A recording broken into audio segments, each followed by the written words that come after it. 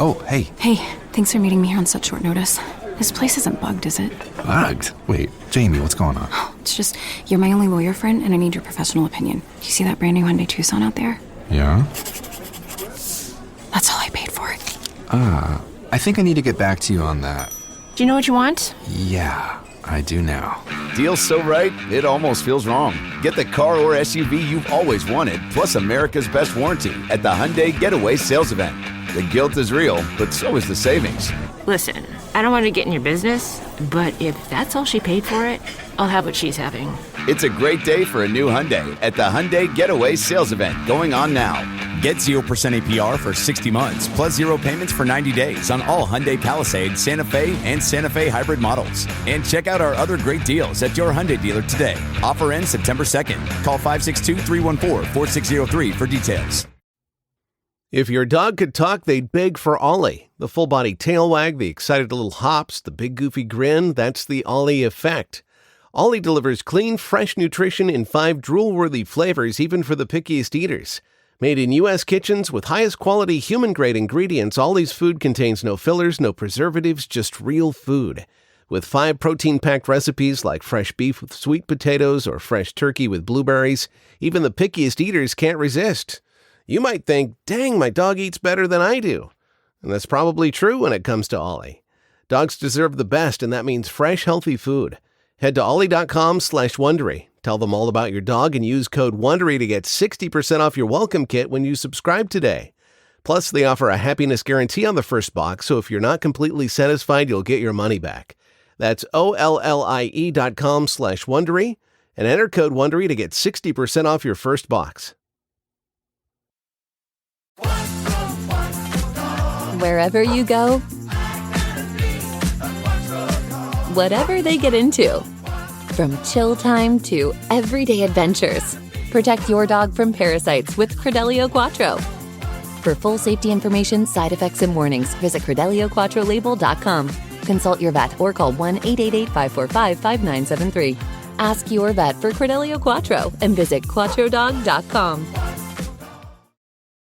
This episode brought to you by the following patrons: Heather, Leaf Girl, Min, Jason, Madeline, Alyssa, Vixen, Laura, Jeremy with the laser eyes, Allie, Logan, Kristen, and Tia. And all the patrons want you to know you're loved, you're listened to, and you're a valuable member of this awesome Horror Virgin community.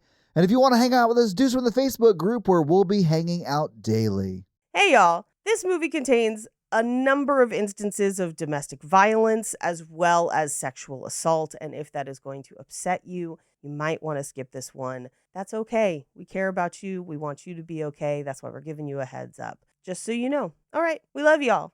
Yeah, I think the real point this movie's trying to make is if you don't go see James Taylor, everything goes wrong.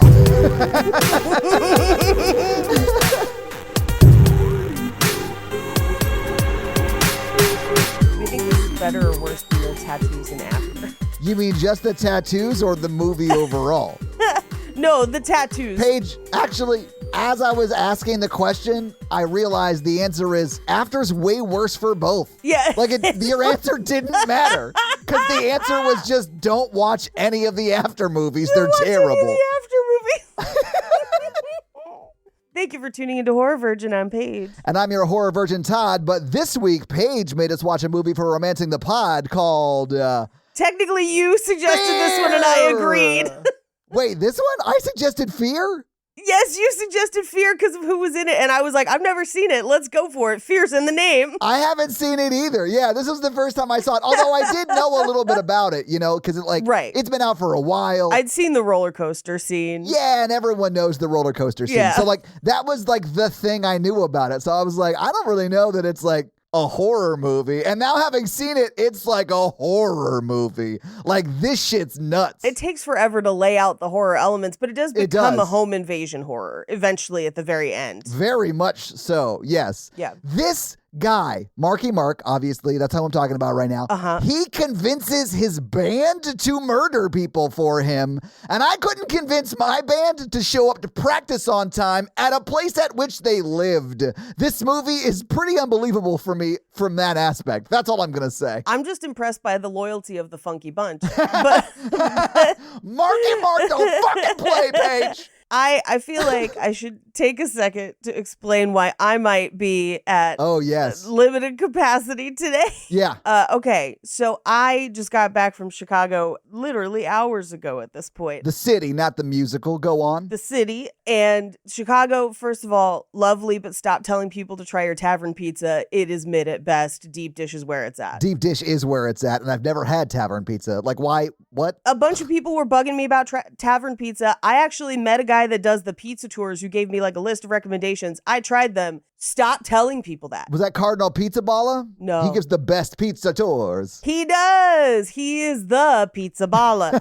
No, but I will say, those of you who recommended Pequod's, 100%. Yes, Pequod slaps. Oh my goodness. Chicago's closer to me, so I go more than you. It's great. I love Chicago. I'm mad that I can't get Pequod's where I'm going to dream about it till I go back. Anyway, I was in Chicago at corporate indoctrination camp, and I started having a stress migraine like the last day or so. And when I get migraines, usually from not sleeping enough and traveling too much, as I was doing, they tend to squeeze like one side of my head and my eye gets really bloodshot. So I've got like one evil eye, one regular eye at this point. And I get really light sensitive on that eye. Which is why she's recording this entire episode in profile. And guess which eye she's giving me? That's right. Got that evil eye on me.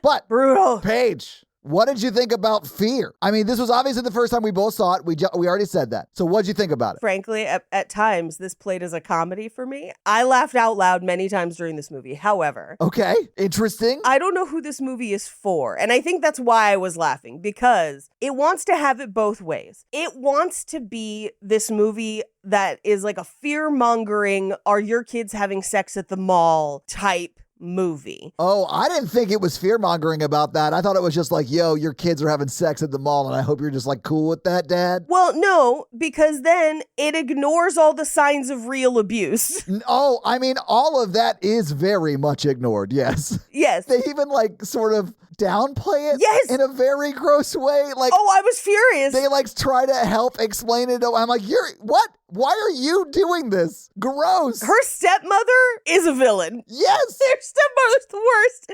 But so like, that's crazy. And I was like, if this is a movie for parents of kids to kind of fearmonger them, I guess. But then there's a whole lot of just the romance in big air quotes. Yeah. Between her and David leading up to it. Like, they spend 3/4 of this movie not showing the red flags and then just like sprinkle a couple, and then there's like a million red flags. And at a certain point, it was getting so nuts and so make-believe crazy, I couldn't stop laughing at it. I was like, what is the things that you should look out for, they are downplaying. Yeah. The things that are not very real, they are like shouting with a megaphone. Yo, when Gary cuts through the woods, I was like, bro. Oh my God. I was like, no. This week is not the week to cut through the woods, bro. I mean, it's not his fault he died. I was just like, no. God, that's terrible. Don't do that.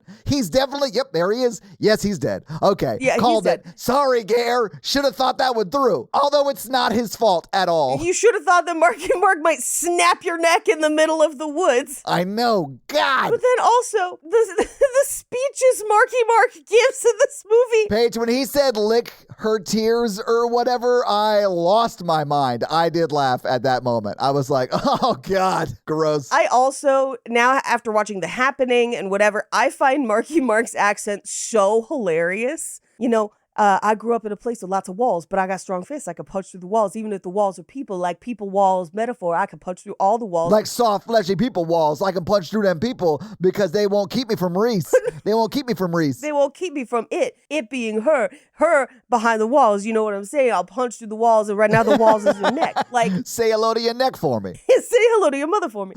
It's as crazy as the like, why is it happening in all the parks? Like, it's just as nuts. And some of the things he says to people, I'm like, what? How did they keep a straight face while filming this movie? And then when he does, and I have many friends who have stick and poke tattoos. That is not how it works. Oh, you don't just like scratch yourself and then pour ink into your hand and smear it all over your body and then spray yourself off or whatever? Yeah, no. Nicole, forever, I lost my mind. I was hackling. Oh, man. Like, can you imagine? Like, you're like, none of the bad shit's happened yet. You're like going at it or about to go at it with Marky Mark at the time. And you like you like start to lift his shirt and you see your name forever on his stomach in a stick and poke tattoo? No. I would be like, oh God, I have missed some signs. This is nuts. So there are some like funny moments in the movie, but I do think it like amps up the, oh shit, Marky Mark be crazy. Yes. Like real crazy. Yes. And like he is crazy. The peephole shot when he's like yelling through the door. Well, and he's got that like fake smile. The smile is very It's so good. He does such a good job being himself in this movie.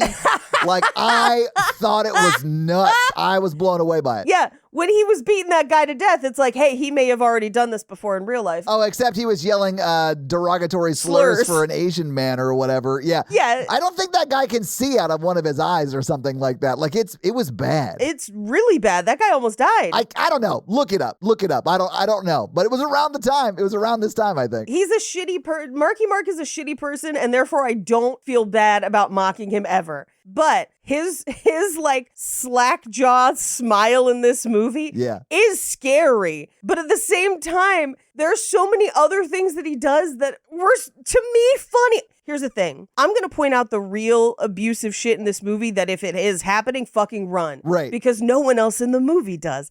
But like some of the things that Marky Mark does, they may have happened to real people. If they did, I'm so sorry. I hope that never happens to anybody. But a lot of them are so bonkers and make believe that like, oh my God. I know. I can't wait. There's so many crazy things to say in this movie. I wasn't in high school at the time, so like I don't know, but like it is nuts to me the amount of times a 23-year-old man could walk into a high school without anybody asking any questions in this movie. I was like, this might be true to the time, but it's nuts.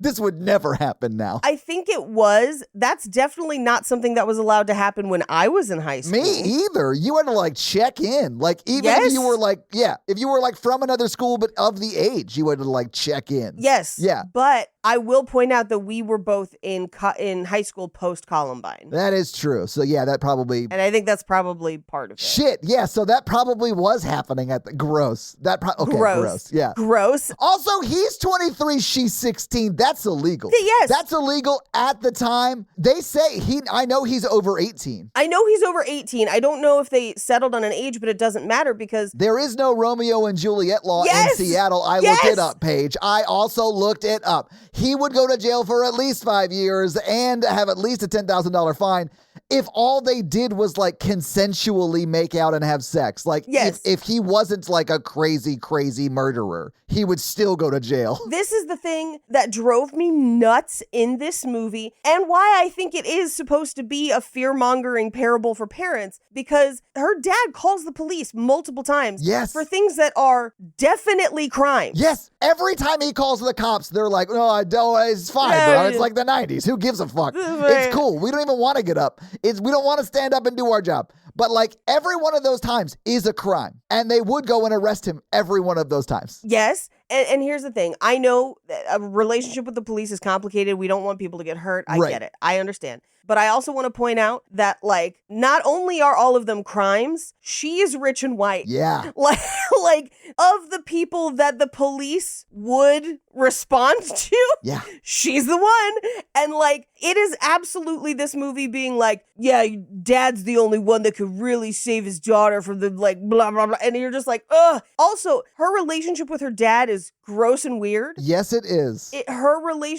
Margot, the guy that Margot, we'll talk about it when we get to it. I just have... Oh, dude, the fact that Alyssa Milano as Margot is just like hooking up with Marky Mark's dad this entire movie is gross to me. I was like, dude, man, he's 40. That guy is stone cold 40. Yeah, Yes. that bro is 40 years old. I get that he plays bass guitar in the band, but that's because bro's 40, all right? I legitimately hate the way they treat Margot in this movie. Yeah. I mean, she gets like assaulted in this movie by Marky Mark. We see it like it happens off screen, but like it's bad. She goes through a really bad time in this movie. I actually hate how the movie treats her. Not even the characters in the movie. I do hate that as well. But the movie sets her up in the first act and a half as someone who is actively pursuing older men. She's like trying to hit on Reese Witherspoon's dad. Like, yeah, she is kind of portrayed as like the bad influence. I mean, pretty much every one of her lines is sexually promiscuous on some level. Like at one point she says to the younger brother, who's like maybe 12, yes, when are you going to grow up so I can ravish you or something like that? Yes. Like what?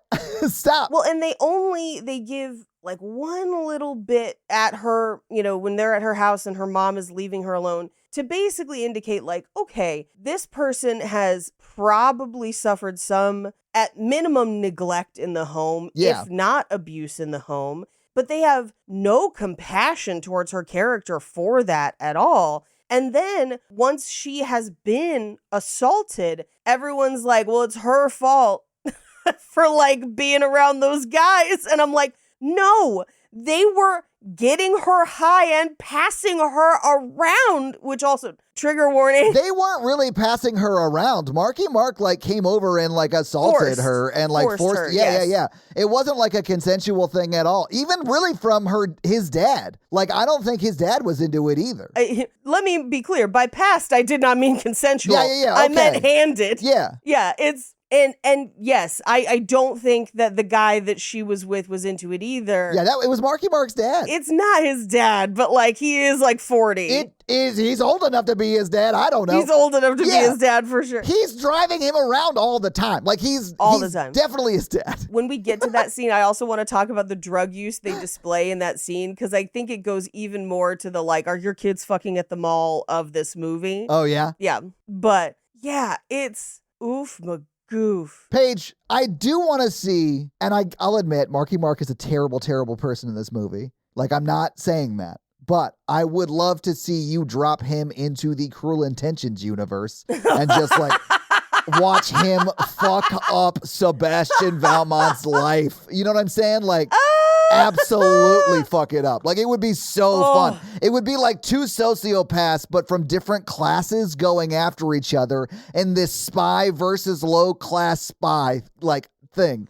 It would be, that's a horror movie. It would be amazing. Marky Mark would definitely win. And it would be fun to watch. Here's the thing. I don't know that Marky Mark would win. I feel like it's two different battlers with different weapons. Yeah. Right? Where Marky Mark has intimidation and literally physical violence on his side. Yes. But in Cruel Intentions, Sebastian Valmont has money, influence, cops. Like, I think that might be slightly evenly matched, and maybe they would end up killing each other in the process. Honestly, best case scenario, let's be honest.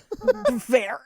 But by the end of this movie, like, Reese Witherspoon's been like gaslit, slapped, stalked. Oh, yeah. Emotionally shattered, held hostage in her own home. It seems like Marky Mark won't stop till Reese is in pieces. Oh, boo. Damn it! Come on! That's the only joke I wrote for this, and I apologize in advance. Oh, we'll have things to laugh at. Oh, definitely. This is high camp for home invasion movies. I do think it is a little campy. You're not wrong about that. I mean, it could have been a little more campy. Like, had they given the band a name, like the band that he's in or whatever. I don't think they're a band. I think they're burglars. No, one of them's walking around with drumsticks. Like there's a drum set that's like set up in his house. They're not drumsticks. That's a pool cue that's broken in half. No, that's at the end, at the very beginning when we first see their house. They've got drums. Yeah, they've got drums set up. He's walking around with sticks. Like they're in a band, Paige. I think that's the only musician though, because no one else is ever seen with a musical instrument. The other guy's a pool hustler. Oh, so you can't be a pool hustler if you're in a band, Paige? No, but it seems like that's all he's doing. We only ever see him playing pool or like wanting to play pool. And then this is one of the places I laughed really hard. When CSI trashed their house and broke the pool cue, that guy walks into the room, picks up the pool cue, and he's like as upset as Marky Mark about him ruining his Reese Witherspoon shrine.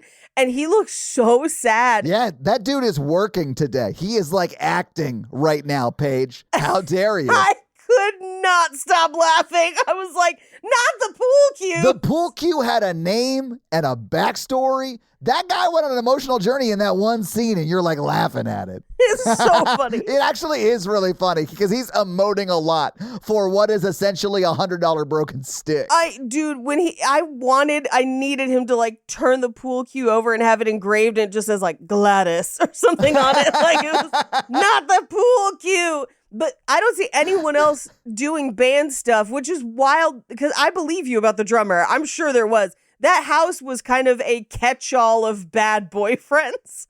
And so like... Yeah, hence the drummer. Honestly, hence the band. Like, we don't have a great track record of being great boyfriends. Yeah. And I certainly wasn't when I was in one. Like, guilty as charged. So whenever... When they were like, he's been skipping a lot and we need to go to this thing, did you think they were going to band gigs? He had to help his friends out with something. And listen, if my band was named Nerve Vengeance, I probably wouldn't want my girlfriend showing up to a gig either. So he just like, I got to help my friends out with something tonight. Can I come by late night after the gig or the thing we're doing, right? I thought they were robbing houses. I was convinced that that's what they were doing. Paige thinks they're running the Bling Ring in the 90s. Yes. And I think they're in a band. And honestly, both are believable in this movie. Yes. Because it's just like a gang of people that'll do anything for each other. Apparently, it's nuts. Yes. Anyway, Paige, I guess she just missed the signs because she was more into Blur at the time. I'm sorry.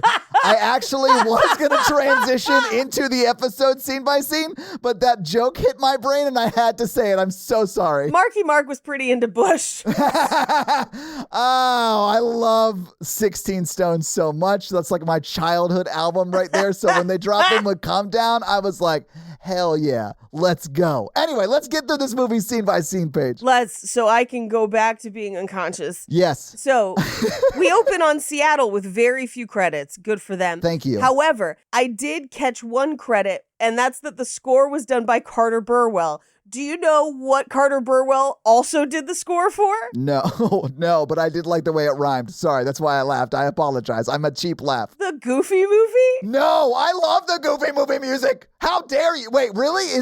Are you serious? Yes, I am serious. Now, Carter Burwell specifically did the score for Goofy movie. Okay. And the reason I know is because Okay. Goofy movie is one of my most listened to soundtracks. Oh my God, I love it too. Okay. Yeah. So when the name Carter Burwell came up, I was like, oh, like I just knew. I was like, oh my God, oh my God, oh my God, what? I love when the name came up, you were like, wait, of the Goofy movie? Of the Goofy movie, Burwells? Yes. I don't know that he did any of the pop music. I just know he did the score because I believe the song that I recognized that he did was Hi Dad Soup, which is when they're like floating on the river and it's the score. Anyway, we open with Reese Witherspoon taking a shower and her stepmom is like, hey, leave hot water for dad. Her dad is jogging. He comes home. We meet the guard dog. That is not good at being a guard dog. It's Chekhov's guard dog. Honestly, guys, it's the only good thing that happens in the movie is someone in the band kills the Kaiser. All right? So, like, he had it coming on some level. I hated that so much. Yes. It is used well in the movie. Yes. You've talked about this before, and maybe even on the Armageddon episode on RTP, which is nuts. Listen through to the end. But like the fact that like you really only see someone kill a pet in a movie or even like a pet die in a movie if they're trying to signify that the person who did it is evil and like the most evil. Yeah. And that's that's the way they use it in the movie. So it's like well used, and from a story like standpoint, I don't hate it. Yeah. But man, I hate it when people kill pets so much. But I wanted to signify that like it doesn't. I think it's good for the story. Yes. I just hated it. I will tell you, I hate it when people name their German dogs Kaiser. I know. Why would you do that? That would be like naming your German dog Führer. Like, no, do not do that. It's too on the nose. It's a German Shepherd. Yeah. In my time on Earth, I have unfortunately met a handful of people with German Shepherds with Nazi names, and it's always bad. It's never good. No, it's never good. That's a huge red flag. Yeah. That is a huge red flag. Anyway, we cut to Reese Witherspoon is getting ready for school. Her dad comments on her outfit in a way that is very uncomfortable. I didn't even quite understand what he was trying to be Me creepy neither. about, but it felt creepy. It seemed like they were going to try and set him up as this like, hey, don't you think that's a little inappropriate to wear out? Right. Because she's wearing like a dress that is maybe a little short. But other than that, Yeah. And other than that, it's pretty conservative. Yeah. But like he says it and then says, you used to wear stuff like that when you were 12. Right. Like, hey, you're 16.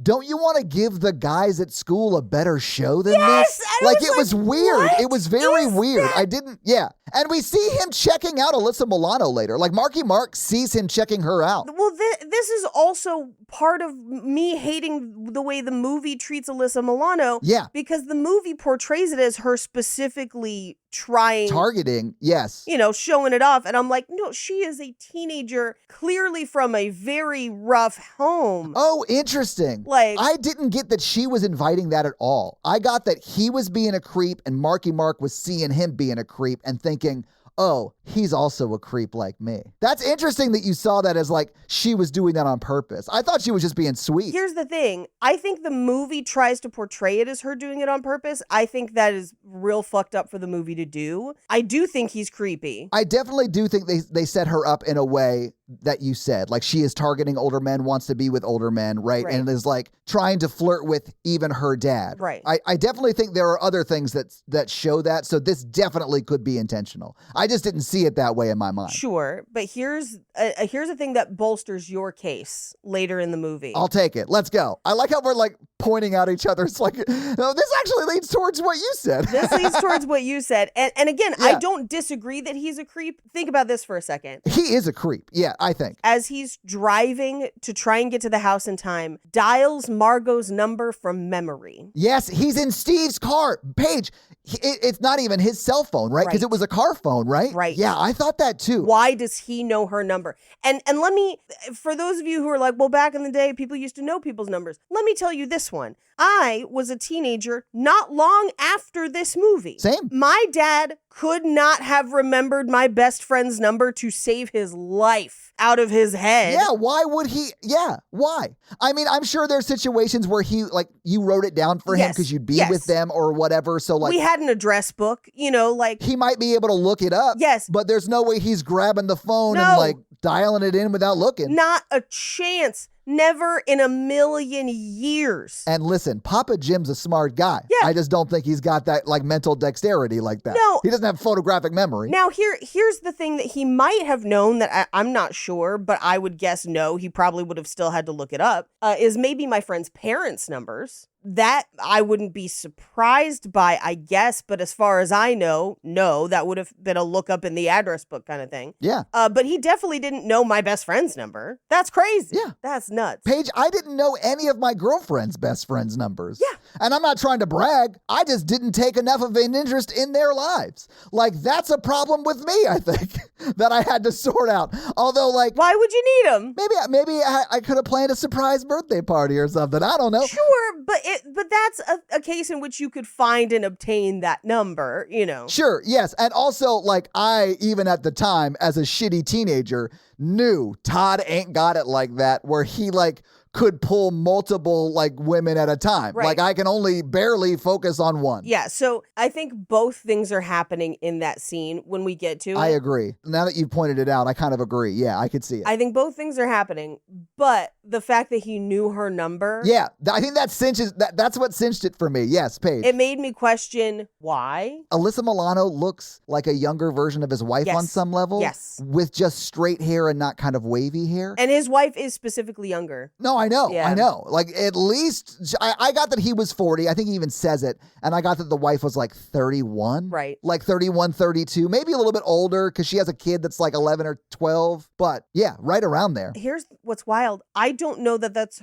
her kid. We'll talk about it in this scene, okay? Because he makes that weird comment about her outfit, which, Yes. again, here's the thing. At 16, I might expect someone to make a comment of like, that skirt is too short for school, be it dress code or whatever, right? Well, and also you expect that conversation to go another way. Yes. Because he's like, do you think you should be wearing that? And then the next line, definitely you're expecting to be, it's a little inappropriate at this age, I think. Like maybe you shouldn't wear this short, right? You should change. But his version is, you're dressing like a 12-year-old. Like, grow up. Yeah, which is weird. It's gross. And I do want to be clear. I believe people have the right to wear whatever they want. I don't care. I don't care. However, because we unfortunately live in a world where young girls are in danger, it's not fair that they should have to worry about what they wear. Agreed. But I also understand parents being a little cautious with those outfits. Is this outfit one that would merit caution? I don't think so. But also his comment is weird about it being like too young for her. And I was like, she looks cute. I don't understand. And it's not at all too young for her. No. Anyway, but yeah, this is the scene that sets him up as her dad. And then the conversation between the kid, the son, I don't know whose son, but the son there and the dad lead me to believe that they're not related by blood, at least, right? Right. Because the son says something like, he called me dad. Yeah. Yes. But also like sets up that he's not Reese Witherspoon's brother because that's not his dad. Yeah. Let me look up their names. It'll make it easier. Okay. So the dad's name is Steve. Okay. Steve, and then Tobias is the son. Yes. So Tobias says something like, about being out at a game and his dad. His regular dad always picking up chicks. Yes. Or like hitting on people, right? Right. And then was he outing his real dad who's right next to him? No, he was not. Like, Steve is not his dad. Okay. Yes. Who the fuck owns Steve? Like, where did Steve come from? Yeah, because the stepmom is also implied to maybe not be Steve's mom at points. I thought that this scene set it up that way because, like, when he is trying to get Steve to take him, he being Tobias, trying to get Steve to take him to school in the BMW because it's a much cooler car. He calls him dad, yeah. He does call him dad, and I think that's why Steve is like, all right, grab your shit, let's go. And then Steve looks at his wife, and I'm assuming second wife, because Reese is not her daughter. Yes. And says, oh, he called me dad. Right. Yeah, so that's why I thought this scene was setting it up that Tobias was not his son, it was her son, and Reese was not her daughter, it was his daughter. Right. And that's the most clear and sensical option. Yeah. The only reason I think it may not be her son, which would mean that it's like Reese Witherspoon's half brother. We also never find out truly what happened to Reese Witherspoon's mom. No, we don't. Like implying that it was Reese Witherspoon's mom's second child with somebody else and that dad's still alive. But no, I think what you've described has to be it, and that this movie is just written weird, and there are some weird lines. It is written weird, and this scene is super weird. It honestly feels like there was a version of the movie where Reese Witherspoon had a younger brother that was from the mother, right? But after her parents got divorced, and then the mom died or whatever, right? And the dad adopted that son, right? Right. And then they just didn't change that in the final draft when it was like they didn't want to really establish that scene that showed that Steve, the dad, was like this really sweet, kind guy by adopting someone who was not his blood son or whatever. Yeah. But what does Steve being a creep accomplish at all in this movie? Other than to make him a complicated foil for Marky Mark? I do think it's that. Yeah. I do think it shows that, like, the dad is, like, also a creepy kind of sex pesty dude on some level, but, like, you know, reins it in, I guess. So thus he's not as bad as Marky Mark, who just goes... Marky Mark is, like, all in all the time, if that makes sense. He just does what feels good in the moment. And I think Steve is like, you can be a little bit of a sex pest and still be a nice family man and be the hero of the day, 90s. Yeah. Just remember that, men in the 90s. Like, I truly do think on some level that's what it's saying. I'm not saying it's good, though, Paige. Like, I just... Right. That is what I think the message I would have taken away from this had I seen it at the time. I mean, honestly, that the movie depicts that. Like, we just pointed out some very troubling things about the father character. Yes. Anyway, they skip school to go to some cafe. And boy, do I miss 90s cafes like this. Right? This is something that can come back whenever they want. You just know everyone in there is talking about the brand new band, The Counting Crows. Like, you just can't wait to tell someone invents pumpkin spice. You know, we're just right on the cusp of a coffee revolution. We're there with like a real good like spiced muffin and like a giant cup of cappuccino, like in my So I Married an Axe Murderer. Like, before Starbucks was like real. Right. I know that sounds crazy. My brain broken today. Although Starbucks was here at the time in Seattle, right? Yes, it was, but it hadn't. It started to branch out, but not in this way. Because, like, I remember we got the first Starbucks in our town when I was, like, in junior high. Because I remember going, like, it was, like, an event. In part because my dad, who traveled for business all the time, had been to Seattle. Yeah. And, like, knew it was a thing. Yeah. Paige, I actually went to the very first Starbucks when I was in Seattle last time. Yeah, of course. What'd you get? Not a damn thing. The line was way too long. Yeah. There was no way. It's always down the block. I did take a picture of my friend who is, he's one of our salespeople, but he lives in Oklahoma, and it was like a big deal for him to be like at the first Starbucks. Yes. So I took a picture of him outside of it, and then we left. We didn't get anything. Yeah. And I have Starbucks all the time, but it was just because the line was like 50 minutes to get in. Yeah. No, nonsense. And if I'm going to wait 50 minutes for something at Pike's Place Market, it is Beecher's mac and cheese. Oh my God, Paige, that literally is what we did right after that, because they are almost next door. Of course it is, because it's worth the wait. And it was probably a 25-minute wait, so a little bit less, but probably so worth it. It was so good. So worth it. Oh my God. You know me so fucking well. Yes. There's two things. First of all, there's one in the Chicago Midway Airport. Why? Don't know. I've been in the Chicago Midway Airport 3 or 4 times in the last few weeks because my life is hell.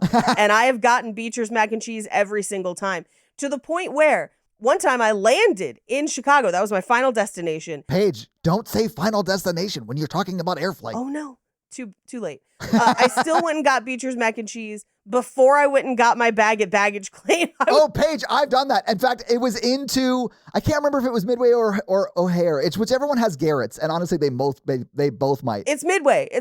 They both might, though. But like, I went and got a tub of Garrett's at the airport and took it to my hotel. Yes. I did not care. I was like, I don't have time to stop by a store. I'm just going to get it at the airport and take it to the hotel. And honestly, all of my coworkers were thrilled, all right? Yep. When I told them the story about how much Garrett's I ate the night before, because I didn't give them any. You don't get to have any. I have a bag of Garrett's on my counter right now. Hell yeah. From the airport. God, I got to go to Chicago. There is also a Beecher's in SeaTac if you're in the Portland airport. Guys, welcome back to Airport Foods, where Paige and Todd, Airport two traveling food. experts, tell you all the best spots. There is a Tillamook in the Portland airport where they will give you insulated bags so you can buy aged cheese and bring it home. And they also have mac and cheese, but it's not as good as the Beecher's mac. It's not, but Tillamook is solid, though. It's a solid cheesery. I love Tillamook. Anyway, all this to say, bring back weird 90s cafes. We got there from Counting Crows. Okay, we got to move on. You did. We got to move on, guys. I'm so sorry. But this is where it's her friend Gary. Poor Gary. Yo, Gary is just a friend this entire movie. He never complains about, oh, I'm just in the friend zone with Reese. He's just like a good guy. And that's why I was like, oh, is Gary like an LDS guy? Is that like what's up? Because he's just like a sweet dude trying to convert his friends to the quote truth or whatever, and he just gets murdered for the trouble. Like, either way, he's just a kind guy. I think he's just committed to his journalism degree. He's like, I ain't got time for these hoes. I ain't got time.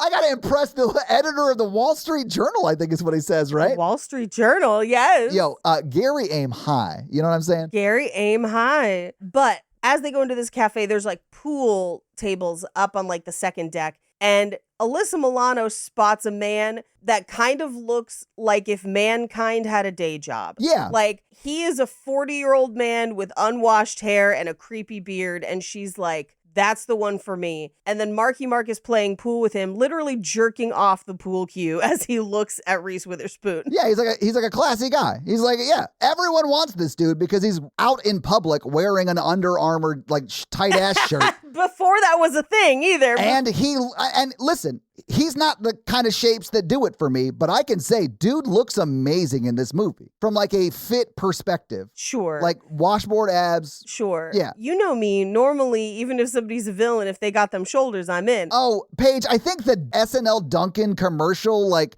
voice is what takes you out of it for Marky Mark, and I respect that. Yes! I get it. Which, I want to be clear, Chris Evans can talk to me like that anytime he wants. Well, because it sounds like Chris Evans, and he's going to be wearing a cable knit sweater while doing it. I get it. Yes, park the car. But like...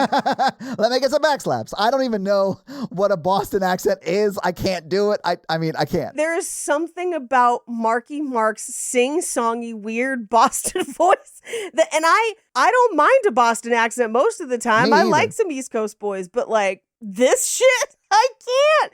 The say goodbye and say hello to your mother for me. Like, I think it's because he's got a slightly higher timbre to his voice. Yeah. And the ups and downs of it are just like, they built walls around me and then I punched through the walls. And then even if the walls are people, I still punch through the people walls. And you're like, what the fuck is he saying? Paige, I get what you're saying, because he does kind of sound like he's about to do a B-side on a Boyz II Men track. You know what I'm saying? Like, his voice Yes. is sing-songy like that, but he's like, I don't know. He's always saying like some crazy shit. You know what I'm saying? Like some crazy, weird shit. Girl, I don't even think you know how many walls I'm about to punch through because they build walls around me and the walls I punch through are to get to you. From the first day that I saw you. Like, it's nuts. It is like Boyz II Men singing in the background and him just like being the spoken word over it, you know? Like, Yes! damn girl. Like that, like that kind of thing. But it's the worst. I know. But he's also awful and he kisses weird and I have so many things to say about it later, but he kisses like he eats. Oh shit, that was the punchline. I thought you were setting up something and you were like, no, you just like dropped the mic and walked away from that joke. No, he kisses like he's eating. It's the grossest thing I've ever seen. I'm so sorry. That was so fucking fun. I'm sorry. That hit me. Sorry. But like, it's like her face is some sort of sandwich and he's just like, rah, rah, rah, rah, rah, rah. I can't. I love the sounds you make it sound like Marky Mark kisses, but only on the set of Fraggle Rock. Like, it's like that kind of sound effect. Sandwiches another day. Down at Fraggle Rock. Rah, rah. It took me all the way out of it. Like, hey, I have managed to find Sebastian Stan in Fresh hot. This? No. Oh, Paige, you managed to do Mission Very Fucking Possible? Like, Sebastian Stan is set up as hot in that movie. I know, and he's also in some sweaters. It's very nice. Paige has a weakness, and that weakness is macrame or sweaters. What are sweaters made out of? I don't know. Crochet. I don't know. Crochet or knitting, typically. That was one of those times where like Todd knew the cadence of a joke, but not the punchline. But not the words. That's how I feel about Marky Mark and his speeches in this movie, is that he's like, I know the speech is supposed to sound like this, but what am I going to say about it? Walls. Got it. There's so many walls. Walls. Every house is built of walls. He does threaten Gary while walking through the woods like you asked ChatGPT to write a villain speech about walls. You asked ChatGPT, like, who is a roof's greatest enemy? Walls. And then you just typed in, justify it. You gave it no context, and it is just out here making shit weird. And sometimes the walls have blood, and when I punch them, they bleed, but sometimes they're squishy, and wall people are the scariest people. They haunt my dreams. Like, and I know I'm doing a bad impression of it. I'm not doing well. But like, it's so crazy. Paige, you were doing such a good job. I thought I was going to have to explain to just the listeners that Marky Mark was not in the studio with us. He's not here. Yeah. It is, in fact, a one-eyed woman trying to order frozen mac and cheese. Paige, we got to power through. We got to push it on. We can't dig deep. We got it. Anyway, she sees Marky Mark. He jerks off that pool cue. Oh yeah, but it literally is just a meet cute. Yes. because they don't even like really talk yet, but they do Right. give each other fuck me eyes, which I think Right. is okay. Like, Yeah. there's nothing weird just yet because he doesn't know how old she is and vice versa. But she and Alyssa Milano are like in a bar. I realize they're 16, but like I understand why he might think that she's over 18 maybe. But I mean, obviously we know he's going to end up being a very, very bad guy. But at this point I was like, I don't know, man, this kind of feels like a rom-com movie where like Marky Mark saw the girl of his dreams and like has to go chase her down and find out who she is. But it went in a very dark direction, I guess. Yeah, it goes in a very dark direction. But I also, is it a bar or is it just a cafe that also has liquor? Does that make sense? I think that that's still called a bar. No. Maybe it's a cafe with a bar, or maybe it's a pool hall. Yeah. Technically, I think it would be a pool hall. That serves food. Well, and alcohol. Yeah. I don't know I honestly don't know what the laws are in Washington, but like Yeah. in Nashville, I remember when I was a kid, there were a lot more pool halls around because, I don't know, I'm like 90. But like you could get in if you were under 18, but you like couldn't like drink alcohol, obviously. And Sure. that was kind of up to the bartender to police. Yeah. So, I mean, it is somewhat plausible because this is not just a full-on bar, which I would not have been able to get into in Nashville at like under 21. So in California, if bars have food, you can get in. Well, yeah, but this is Washington, so that doesn't matter. No, I know. But like having been to Washington younger, Oh, I see what you're saying. that seemed to be the same. Yeah, like Yeah. 100%. I think that that's the way they got around it in the movie is they Yeah. said it at a pool hall and not a bar. Yeah. I'm just like talking myself out of that critique, I guess. Yeah. No, it's fine. Well, I will say specifically where the pool hall or whatever that they are in, the pool is up on like one level and It the is. food is down on another level, which that is a thing in California is if there's a separation between where the bar area and the food is, you're allowed in the food area, not the bar area. So that That makes sense too. Yeah, okay. makes sense too, Yeah. right? All right. I'll allow it. Fine. There you go. They get a flyer for a band named Fetish, but unfortunately, it's at the same time that she's supposed to see James Taylor at the pier with her family. So she can't go, but Margot's gonna go. And Marky Mark also gets the flyer. Yeah. So the Funky Bunch is also gonna go. And it's pretty clear that Reese would like to go, but she has a prior arrangement, the James Taylor concert Yeah, with yeah. her dad. Like, it seems like she's disappointed. And you know what? If she had gone to that James Taylor concert, if all of them had gone to that James Taylor concert, nothing would have gone wrong.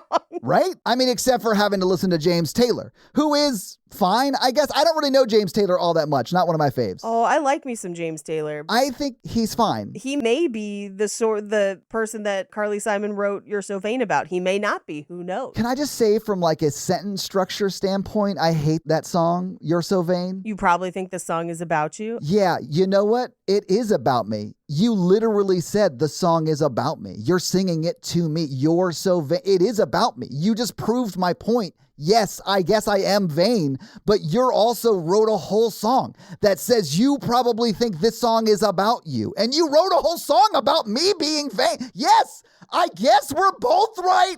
Fine. Sorry, but like, wow. Mr. Gecko, you're a huge inspiration to us all, but who was your muse? My dear old Nan. She would tell me, always remember to be true to yourself and to use that fast and friendly claim support on the Geico app. I follow her advice to this day. Get more than just savings. Get more with Geico. Anyway, we cut to her at Margot's house and this is one of those things where clearly Margot is neglected and exposed to sexual things potentially earlier than she should be. Yeah.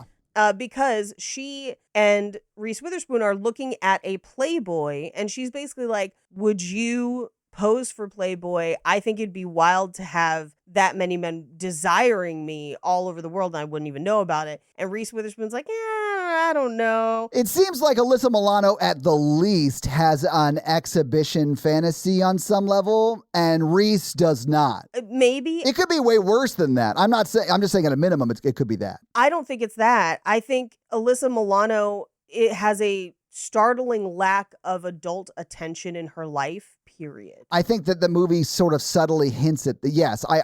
Yes. Yeah. And not only is left to her own devices, but clearly there are things like this Playboy and stuff in the house. Oh, and this is Reese Witherspoon's house. No, it's not. Oh, shit. She's at Margot's house. That's right. This is at Margot's house because they're at her pool. This is at Margot's house. And so I feel like there's not a positive adult role model in her life. And her mom is clearly constantly leaving. She is constantly left alone. Her mom leaves in this scene and then is never back for the rest of the movie. Like, Right. Margot is just on her own. And I think to some degree, there's no one walking her through both the hormones and feelings she's feeling and also the complicated nature of objectification, right? But also it's like, I just wish someone would pay attention to me. Yeah. I think that's also maybe why she is looking at older people. Yeah, I got the vibe that she was a single mom. Her mom was a single mom, but very successful and was just gone all the time working or something. But yeah, did you got a different vibe? Yep. What was your vibe? So in this scene, her mom says, I'll be at the plaza under Vincent. And she says, Vincent is basically this fat guy who pays for whatever my mom wants. Oh, I missed that 100%. Yes. Okay. Yes. Fun. So her mom is actively leaving her at home to fend for herself at 16, 17. I got that she was the same age as Reese, for sure. Yeah. I was left home alone at 16 because I had a car, Yeah. So like, but not like this. No. Like maybe a day or whatever. And she knows that her mom is going to either work as an escort or has some sort of benefactor situation or is just going and has a boyfriend and has not considered Margot in that situation at all. So that all of that is in here, and yet they're still like, wow, Margot's such a slut, and you're like, no, Margot is abandoned. Like, oh my god, yeah, it's real rough. I experienced something somewhat similar to that at the same age, and it does kind of mess with you. Like, when my brother died, I was 15, and then we got some settlement money out of it, and my dad was just gone for like until past when I went to school. He lived out at the lake, more or less. And it was like me and my brother, and we kind of raised ourselves on some level from that point on. Yeah. So yeah, it does kind of mess with you. Yeah, it should not happen to people. It is abandonment. It is illegal, frankly, most of the time. Agreed. Yeah. I mean, my dad would make sure we had food and like money for groceries or pizza or whatever, but that was pretty much it. And he would be like, hey, come to the lake. Like, I can't, Dad. I got school. Like, I don't know. It's different for me, I guess. Yeah. It's great to be alone in the grief, though. Thanks. Thanks, Dad. Yeah. That makes my dad sound terrible. I love my dad, but he was also going through a lot of grief, too. I feel bad for him as well. But anyway, it was like that, though. It sucks. And here's the thing. I also realize that sometimes if you've got a single parent, that's the only way to make it work. Yeah, man. They're working however many jobs. That's kind of how my dad grew up. It's not super uncommon. Yeah. It's not uncommon. That's how my husband grew up. But this seems to be slightly a different situation. Yeah. Anyway, Reese Witherspoon's dad comes and picks her up. And as they're driving home, she's like, hey, is James Taylor mandatory? Because I saw him in 85. Do I need to see him again? And I did love that her dad was like, oh, there's no limit to the times you could see James Taylor. Come on, the guy wrote Fire and Rain. How can you, like, what? That's like one of the best songs ever. That is my favorite James Taylor song, personally. I think it's most people's favorite James Taylor song. I do like some other ones, but yes, that is my favorite. It's the only one I could name before I look up a list, which I can do if you'd like me to, but it's the only one I had on bench. No, we have other things to talk about. Yeah. James Taylor is just the unseen savior of this movie that they ignore. Anyway. How sweet it is to be saved by you. That's a great song too. She should have gone to see James Taylor. I don't know any of Fetish's songs. Marvin Gaye sung it, but I do know that James Taylor wrote that one. I don't know why I know that, though. I don't know, but this is also why I love Carole King. Oh, because they could sing, but also wrote for a bunch of other people? Also wrote for a bunch of other people. Yeah, like Prince. Prince did the same. Prince did the same. Carole King's Tapestry is basically her singing through a bunch of the songs that she wrote and some that like she saved for herself to basically sing. And it's one of my favorite albums. It's incredible. Yeah. People who are haunted by genius like Prince, and I mean that kind of literally. Oh, yeah. That they're so creative that like they got to call their cousin and be like, hey, Morris Day, I can't record these songs because I don't have the time. Do you have a band?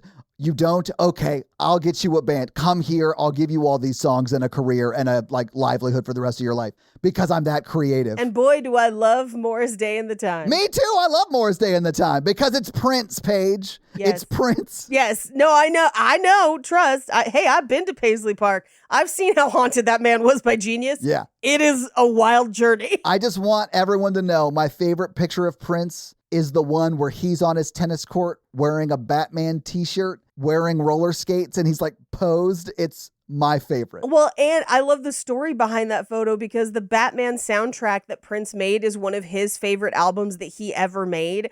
And it's like from two different perspectives. And the studio got it for the movie and was like, this isn't what we wanted at all. And he basically like browbeat them into releasing it. Oh man, Prince is such a complicated, weird man that I love his work. Me too. But anyway, James Taylor also. But they go back to the house and I guess I'm going to go to James Taylor. However, he gets a call that he has to go to Vancouver for a meeting about a project. So he's not going to be able to see James Taylor.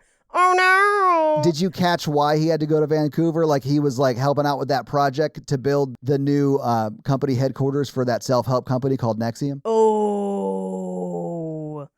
That tracks with how good that 3D rendering is. I know, later. right? He was like, I gotta go to Vancouver to capture some video of this guy named Keith Raniere. He's a nobody. Don't worry about it. He's got deep pockets. It's fine. Deep pockets, troubling haircuts. But it's always funny to watch things from this time period of like, I gotta go, I gotta call. Yep. Because they don't have Zoom. I know. I thought that was so funny. He was like, can't we just do a conference call? Which like, it does make it seem like he just had to go there to be in a meeting and they would have 100% just been like, yes, get on this Zoom link right now. We got to chat or something like that. Yes. Anyway, so he got to go. Yeah. But that means that Reese Witherspoon is going to go to Fetish, which is the other one. Right. That from the flyer. And this, I could not watch directly. So what my notes are primarily based on what I could hear. Because of the strobe lights. Oh yeah, and you could only see it through your good eye. I could only see it through my good eye, and even that one was struggling. But this is where, again, in my notes, it just says, this man is 40 and gross, which is Alyssa Milano's boyfriend. Yeah, that's his dad. Yeah. And they're making out. Yeah. They're like grinding on the dance floor. It's kind of gross. Yeah. And it's really funny when Alyssa Milano gets over like into the club and they walk over together, she sees the old dude. Yes. Not Marky Mark. Marky Mark's not over there. And then Alyssa Milano says to Reese Witherspoon, let's go dance. And Reese is like, nah, I'm good. Yeah, I'm good. I don't want to dance with the 40-year-old bass player. It's good. Yeah, we're good. Meanwhile, Alyssa Milano has digested a fourth of that man's beard. Yeah. Just like they're eating each other's face. But who should pop up is Marky Mark. He's like, why aren't you dancing? She's like, why aren't you dancing? He's like, nobody's asked me. I'm so fucking cool, right? I do love his vibe. This whole movie is so like egotistical. It's so shitty. Don't. Oh!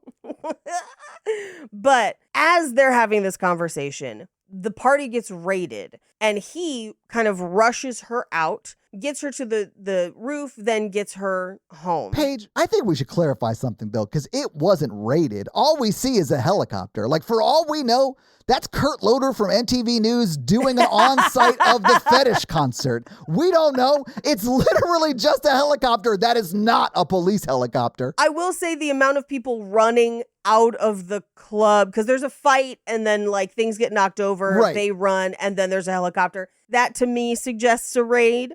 But it could have been Kurt Loder. It's definitely not a police helicopter. That's all I'm saying. It's not a police helicopter. That is for sure. It is unmarked. Oh, you're saying it was the CIA, Paige? Yeah. Raiding the facility? Sorry, we're not going to dig deep on the CIA, guys. We got to move on. It's not owned by Marky Mark. It is unmarked. Okay. That's the alt we'll take. I like it. Let's go. Thank you. He gets her to safety, which... Admittedly, as I was watching this, knowing where the movie was probably going to end, I was like, ooh, this is going to buy him a lot of clout for a long amount of time because she felt safe with him in this moment. Oh, yeah, but he was for sure going to go before her on the ladder down so he could look up at the view. You know what I'm saying? Yeah. And makes her jump when she doesn't need to. There's a ladder, but whatever. I know. Why do you jump when you can just like take the other rungs of the ladder down like a ladder, ma'am? Yeah, no idea. But Paige, I really do think they missed an opportunity for us to get Marky Mark's best line reading as Aladdin by him saying in his accent, like, do you trust me? I can't do the accent, but I want. Do you trust me? Yeah. Do you trust me? Do ya? Like, Do you? I'm like a wall. Walls are sturdy even when they're made of blood. Do you trust me? you could jump on a wall. You could trust a wall. Jump on a wall? I'm like a fleshy wall. Oh my God, his last name is Wahlberg. Oh my God. How are we the first to uncover this? Paige, his name's always been Wahlberg. It was right in front of us the whole time. They put it on the name of their restaurant. They're so proud of the fact that we're walls. But that makes the like, see walls, I punch through walls with the walls of blood and the walls of people. It's just crazier because he's like, that's why they call me Wahlberg, because I destroy the walls. Honestly, no notes for this campy horror movie. He drives her to a secluded location and they're talking about how they grew up. We learn that Reese Witherspoon was probably neglected by her mom, and we don't know what happens to her mom. I think her mom passing away might be a possibility, but the movie does not really cover it. It doesn't say, but they do kind of talk about her like she's not around anymore. Yes. So I got that she died for some reason, but it's never addressed. Never addressed. But she also could be like, maybe she got addicted to drugs or like fell into a rough life and like Reese got taken from her and they just don't talk about it because it's hard to talk about. There's no real indication either way. No idea. But what I think is actually more troubling is what Marky Mark says, which we will find out is a complete lie later in the movie. But he talks about his parents and he's like, they never fight, they never disagree, they just do the same thing all the time. And this is discourse that I have heard from people who are controlling and abusive in relationships. This idea that if you aren't fighting, you don't care. And I feel like it's a real misunderstanding of if you care, you'll communicate, you know? Yeah. It always makes me sad when people say that, though, because I know that comes from a place of abuse. Like that you learned that in an abusive relationship as a child, probably. Yes. And I know that because that's where I learned it. Right. And it is something that I had to figure out in therapy. Yeah. So, like, yeah, my first memories are of my parents fighting, you know, like. Right. Yeah. Right. And the part that's missing from that is there are ways to communicate without fighting that can still solve problems, right? Yeah. But I think what a lot of people just take is like, well, fighting equals care. And I'm like, that's no. There is a lot of nuance missing from that assumption. But that is something that I have seen men who are abusive and controlling, like Marky Mark, use against women who argue that they are being abusive. And it is like, well, I am being this way. I'm fighting because I care. And if you aren't willing to fight with me, you don't care. And it's like, no. If you can't handle Marky Mark at his most murderous, it's that kind of energy. It's that kind of energy. So if anyone ever says to you, if you're not fighting, you don't care, that's bullshit abusive discourse. Yeah. Don't buy into that. Right. That is not good. Agreed. Anyway, but they have kind of like their meet cute, and then he like French kisses her cheek. It looks like he's trying to eat soft serve on her face. It's strange. You never soft serve somebody, Paige? Come on. No. What are you, a prude? No. And he's like kissing like the top apple of her cheek. It's so weird. You've never licked someone's hang on. This is controversial. You've never licked someone's cheek, Paige? I have not, and I know you have a history of this behavior, but I have not. First off, guilty as charged, proud of it. Secondly, of the 4 cheeks, you'd never licked one? Come on, Paige. No, because I'm usually the licky of the cheeks. Okay, you know what? Now that I think it through, you might be right. Like, that might be it. Whew. Guys, email the show. Let me know. Is it just like a guy thing? Do guys lick cheeks? For the record, I don't think people lick cheeks. I just realized that I am really deep into the bit, so much so that I think people will think I'm into it. I'm not into it. I did it as a joke. I went through a phase where it was a joke, and I do have photos of me licking people's faces, but I'm not into it. As an adult woman with a healthy sexual life, I don't think it's unusual for people to lick or bite or kiss the bottom cheeks. No, me either. That's normal. Yeah. Right? With consent, obviously. Paige, do not roll up on strangers, guys. That's what we're saying. You don't. Ma'am, this is a subway. But if everyone's on board, then like, yeah. But the top ones, kisses, maybe. Maybe kisses, maybe, Paige? Give her a kiss on the cheek, chaps. Sure. Like, what are we doing? Like, yes, maybe kisses. I think that's what he thinks he's doing, except he's like Frenching her cheek. Maybe he's like, this is what it'll feel like, but lower. Fine, but there are other places to do that. The cheeks are a weird one. Lower, honestly. Yeah, lower. That's the place you do. Yeah. But they haven't crossed that barrier yet. Like this first night, No. Marky Mark is sweet, a little too sweet, you might say. It's like almost a red flag. And everything he says about his past is full on, obviously a lie. Full on lie. But this is where she reveals that she has not had sex yet. And he's like, I'll respect that. It's fine. But like, we have all the time in the world. I'll respect that for 3 minutes of runtime in this movie. My in-house cheek licker is texting. What's McCready up to? I know McCready has licked that cheek. Come on, Paige. Absolutely. Yes. Probably. Thank you.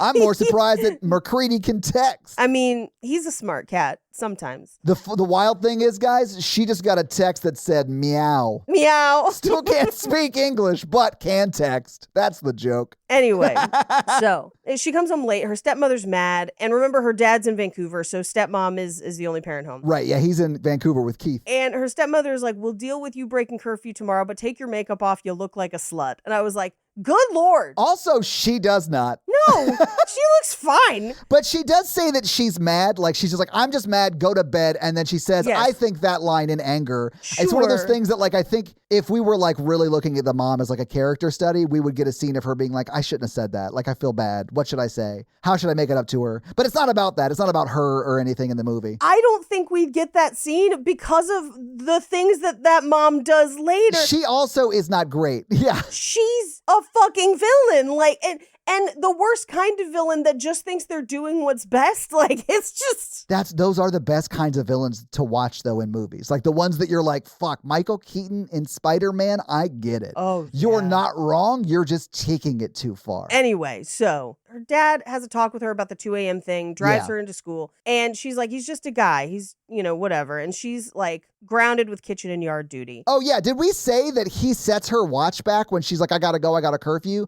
Because that's important. Yeah. Because he does it again later, yeah. Yeah, Marky Mark I think he can control time. I mean, that'd be a way more interesting facet of his personality. Like, he's that egotistical that he thinks whatever clock he last touched, that's now Greenwich Mean Time. Meantime, I think it's him controlling everyone around him. But again, he never factors in the fact that people have multiple timekeeping devices. Yeah, I got it the night that they're out as like a yes, ha ha ha, let's turn back the clock, but yeah, we'll fully get you home on time because I don't want you to get in trouble. Right. But they don't. He takes her back late, which is also a red flag, like he is doing whatever he wants, damned the consequences, Right. Anyway, so he's waiting outside school. They go to play pool, and Alyssa Milano's date is like, they're all, but we get a montage of her and Marky Mark. And this is where he's like kissing her in an alley and he just says, every part of you tastes so good. Yeah, like he's eating a jelly-filled donut. Every part of you tastes so good. I love kissing you up against the wall. Did I tell you about walls? My last name is Wahlberg. That's because I punch through the walls, but I break through walls into new opportunities. Anyway, so it's fucking crazy. It's crazy. But he wants to meet her family so he can control them. Yeah. So she brings him back to meet her family. He gives them the same, fake story and that he's starting at University of Washington in the fall. And he helps her stepmom. Now, can we talk for a moment about the stepmom and how she interacts with Mark Wahlberg's character? You mean like kind of flirtatious? Yes. Yeah, I noticed that too. Real inappropriate. Yeah. And she's an adult. So is he. She's probably 9 years older than he is. Right.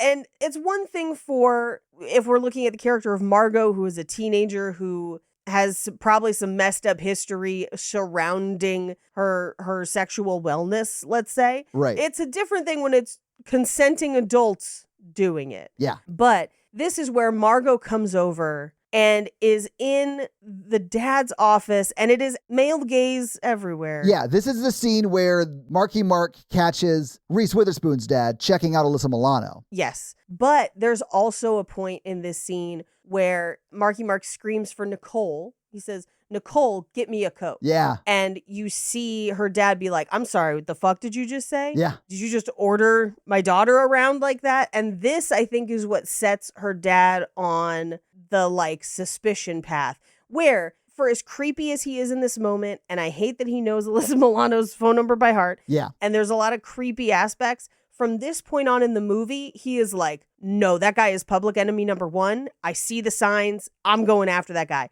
Is it possibly because he is a little bit of that guy? Maybe. Yeah, I think that is why he sees it right away. He's like, this guy reminds me a lot of me as a teenager. Oh, my God, I gotta save my daughter. Right, but at the same time, he's the only one seeing the signs and taking action. Right. As opposed to her stepmother, who literally up through the home invasion ignores every red flag. Oh, invites him over and like, does bad shit. Yeah. Bad shit. But while they're in the office, Marky Mark adjusts her dad's clock, which will come into play momentarily. Right. And that's because her dad's like, I got to get something to FedEx by whatever. I got time. But because apparently he was looking at that clock, oh well. Yeah, he didn't walk to the kitchen and look at the oven clock or the other 12 clocks they have in the house. Yeah, and we do get a moment between him and the stepmother because Reese Witherspoon and all the teens leave. And the stepmother has trash that Reese Witherspoon was supposed to take out, and she didn't. And she's like, you let her leave? And he's like, have your helpmate do it, basically being like David. Yeah. You know, Marky Mark. Now, at this point, they're making out in the car, and there's an establishing shot of the Space Needle. And I, for a hot second, because I knew the roller coaster was coming. I don't think it was the roller coaster that was coming, Paige. Well, but for a hot second, I thought, because at the Stratosphere in Vegas, there's a roller coaster up top. And I don't know if that's the case at the Space Needle. I assume not. I assume this was just me delirious watching this movie. But I was like, is it the roller coaster on top of the Space Needle? Like, is that the thing? No, they just go to some sort of carnival and they go on the roller coaster. And I feel like we need to have a conversation about fingering people in moving vehicles. Are you ready, Todd? That you should always let Marky Mark use some good vibrations while fingering you? Good vibrations! Feel it.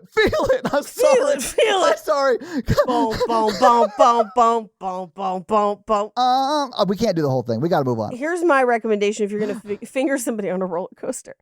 Keep it to the outside. Because as someone who has a fingerable receptacle in that area, angles are important. And on a roller coaster, you can't manage those angles super well. And it could actually be very uncomfortable. But if you mostly keep it around the outside, it could be very pleasant. I mean, you would just be riding the good vibrations, really. Exactly. Yeah. Feel it. Exactly, yeah. I'm just saying, be careful when you're actually penetrating with fingers. You can hit somebody the wrong way. Just in general, anytime, whether you're on a roller coaster or not. Yeah. That's why you got to clip them bangers. You know what I'm saying? Like, yeah. Exactly. Guys, put it on a t-shirt. Clip them bangers. Clip them bangers. It's a real thing. It's a real thing. Anyway, so her dad has to go back to Vancouver because he missed the FedEx deadline. And he's like, hey, stepmom, come with me. We'll make it a fun weekend getaway. Yeah, as a kind of a way of like apologizing, I think, for letting Reese Witherspoon go without finishing the chores or whatever. Right. And they're like, hey, nobody in the house. And Reese is like, yeah, of course not. Of course not, Dad. Love you. Have a great time. I'll see you tomorrow. Everything's great. Bye. Click. Immediately calls. It's like, Marky Mark, come over tonight. Let's do this. Yeah. Like immediately. If she had a cell phone at the time, she would have been T9 texting him in her pocket. Yes. While having this conversation with her dad. That's the only way it could have been faster. Right. Immediately. And this sounds terrible. I'm like, parents, come on. Like, she's 16. You just met her boyfriend who is clearly older than her and can drive. Yeah. I mean, can't just drive, can buy her alcohol. Like, he's 21 at least. I don't think they know he's that old yet. I think they assume he's like 18 because he says UW in the fall. So maybe he took a gap year or something like that. Yeah, maybe. Maybe. But of course, she calls him. He's with his friends about to do a bank job or a gig. It's a gig at the club. It's very famous, Paige, called The Bank Job. It's in Seattle. Yeah. Of course, they're playing. It's fine. We're playing Bank of America. What did I call them? Nervengeance or whatever? Nirvana. Yeah, Nervengeance has a gig at The Bank Job. It's fine. Don't Google The Bank Job Club in Seattle. It's shut down or whatever. Yeah. We're the headliner at 5/3 or the 5/3. That's the one that I hate the most. It's a bad fraction. Stop it. Anyway, he shows up. And he knows the code because she gave him the code to get in. Yeah, she leaves a message with the code.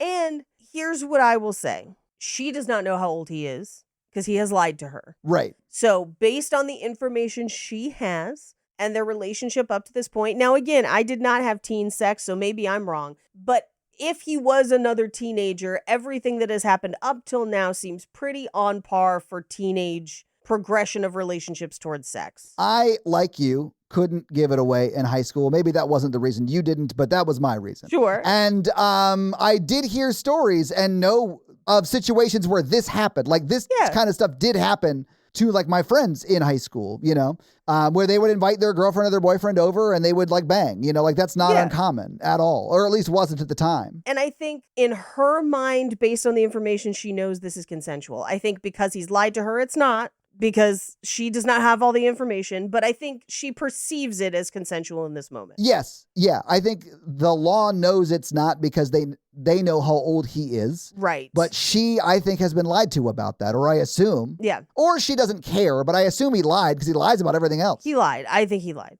But we cut to school the next day. He's late to pick her up by just a minute. She hugs Gary and he beats the shit out of Gary. And in the melee, Reese Witherspoon gets a black eye. Yeah, because he knocks her to the ground. Yeah. I mean, it is while he's fighting, not really fighting, but attacking Gary. So, it's like, that's what happened. Like, he strikes her. Even if it's a mistake, it's bad. Yes, it's bad. But she lies about it to her stepmom and says it's gym class. And instead of questioning further, her stepmom helps her cover it with makeup. Yeah, her stepmom should have been like, hey, what was it really? Yes. Because she knows how to cover up bruises like this. And that's also dark. Like, there's something there. That's a huge red flag. Yes. So, like, the stepmom should know to ask. Yes. I assume that the stepmom's previous relationship that we've heard Tobias talk about was abusive because that's how she knows this. I would assume so, too. But I don't think the movie treats its women characters well at all on any level. Yes. But I don't think they treat her like the stepmom like she is a full flushed out character. Right. Because I do think if that character has that backstory, she asks that question. Same. Yes. But she covers it up. She does tell the dad, like, hey, this is what happened. And the dad instantly is like, he hit her. Yes. Like, I know. Yeah. Immediately. She is lying about this. But meanwhile, David leaves a letter for her in her locker at school because apparently they're just letting 23-year-olds walk around. And she does not respond to it. Reese Witherspoon takes the right approach and doesn't respond. Yeah. She doesn't contact him. She is done at that point. I mean, the attacking Gary was super uncalled for. Yes. And the like explanation he does sort of use to explain it away doesn't even really make sense because like his paws wasn't all over her, you know, like right. to use the words he uses when he's trying to explain it. Like, I think he had his arm around her like side hug once, and that was it. They hugged and kind of wobbled back and forth, but it looked like a friendly hug and nothing more to me. Yeah. But we cut to the flop house where Marky Mark and all his friends live. Now, at this point, though, I got to point something out. Gary is beaten so bad he needs medical attention. And he knows who did it. Yes. Everyone knows who did it, which means the police would have probably picked up Marky Mark. I know, right? Yeah. Because that's assault. This is also another time the cops don't exist, you know, just wholesale don't exist. Yeah, they just conveniently don't exist in this movie. Well, until the very end when one of them gets killed and the cops still don't show up. Yes. Like if a cop goes to a domestic assault or a domestic abuse kind of situation, those are some of the most highest stakes calls that they go on. Right. And so like they're probably already getting backup to the scene. Yes. When they're just showing up before the guy even gets shot, you know, or is attacked at all. Not even that. When they find Gary's body, they already know who assaulted Gary a few days before. 100% they would be hauling in Marky Mark and arresting him. Yes. He'd be like suspect number one. Yes. Like, what are you talking about? Yeah. Like, what are you talking about? That is ridiculous. And there's another one. I'll talk about it when we get to it. Yeah, let's pin it. But yeah, 100% the cops don't exist more or less in this movie. But yeah, this movie just treats the cops like they don't exist and like Marky Mark has free reign to walk through Earth and nobody notices. Right. Because here's the other thing. It happens on school property. I know. So like the school would have to like report. I mean, and he's a minor. If an adult came onto school property and beat the shit out of a minor, there's no way like that he's not getting prosecuted for that alone. Right. Right. Anyway, back at the flop house where David and his band or band of thieves lives. Either way, it's a band, so I'm still right. They're like, we got to leave soon. David's like, I'm not going. They're like, you've been bailing a lot. And they say something crazy where they're like, when the old man is back in town, we're all going to have to get out. And I'm like, this house is destroyed. Like, what do you mean if the old man comes back? Like, you're just gonna murder that old man, I assume. Like, I mean, at the end of this movie, you would say that Marky Mark is on somewhat of a spree. Yes. So yeah, I think he's gonna kill anybody who he perceives as a threat, whether they're the dad of the girl he's trying to abduct or just like the person in front of him in Starbucks. Like, I think he'd kill anybody at that point. Yeah. But he sends her flowers with a strip of photos of them together. She immediately throws it away. Yeah. Good for her. Well, she is doing the right thing. However, yeah, I was going to say she needs better support in her life because she is doing the right thing. Yes. She's doing the right thing. And her stepmom, right, is like, but he seemed like such a nice boy. And like, are you sure? Maybe you guys should talk it out. And I'm like, girl, if she is wanting to not be near this person at all. I know, right? And she has a black eye, like, put it together, lady. Like, what? And her dad does put it together and finds the condom wrapper. Yes, but it's like because he helped offer to help plants and was talking a little bit about when it's best to plant whatever. Like she's gonna overlook Reese's black eye because of his green thumb. Gross. Yeah, and he then afterwards talks to the stepmom about finding the condom wrapper, and she's like, what, were you going to bully her into growing up? And I was like, her parents are so shitty in different ways. Right. Because instead of being compassionate and trying to figure out what happened, he is immediately punitive because of the condom wrapper. And she is like, what could possibly be wrong? And I'm like, there are so many red flags. Like, I understand the dad's fear because it is valid. Right? Yes. Black eye, condom wrapper. She suddenly doesn't want to see him anymore. Clearly. I'm assuming that she was assaulted. Like, what are we doing here? Like, I would assume that, honestly, this is dark, but I would assume because a condom was used that she was either assaulted and yes, he did that too, so there wasn't evidence. Yes. Or maybe it started consensually and went too far or something. Yes. Like, either way, her reaction to it is not good. Yes. You know, it's not like she was having a great, wonderful day and you just happen to notice the wrapper, you know? Right. Yeah. So then we cut to her at Margot's house where she's telling Margot about what happened because Margot notices the black eye. And Margot just says, well, sometimes that's their asshole way of showing that they love you. Man, And I'm like, that tells us so much about Margot's life that is troubling. Yes, I know. And it sort of breaks your heart because that would be like saying that alligator didn't bite that person. That alligator, it was just like an aggressive cuddle. Like, that's right. What? No, it's bad. Any hit is bad. Yes. Any hit is bad. Unless it's consensual in a sexy, fun playtime. That's very different. But yes, yeah. Any hit is bad. Any hit is bad. And she says, oh, it was an accident, which again, still not good. Still not good.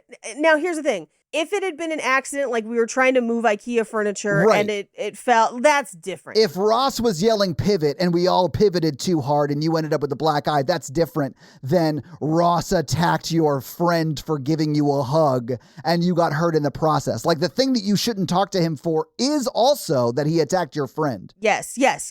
However, we cut back to her house and essentially David is now over at her house having an impromptu pool party and also throws her stepmom into the pool. Yeah. Like arms around the waist, whole nine. And she does kind of laugh it off like she's okay with it, but I truly don't know if she was. Like, I could see her just laughing it off and getting out of the pool and going inside and leaving because the scene kind of cuts away. But it does seem like she was fine with it and it kind of plays, they play it off like it was fun. It doesn't cut away. Her dad saw it and then confronts the stepmom about it. That's right. And the stepmom is like, well, what? Would you want her sneaking off to see him? I'm like, no, I don't want him here at all.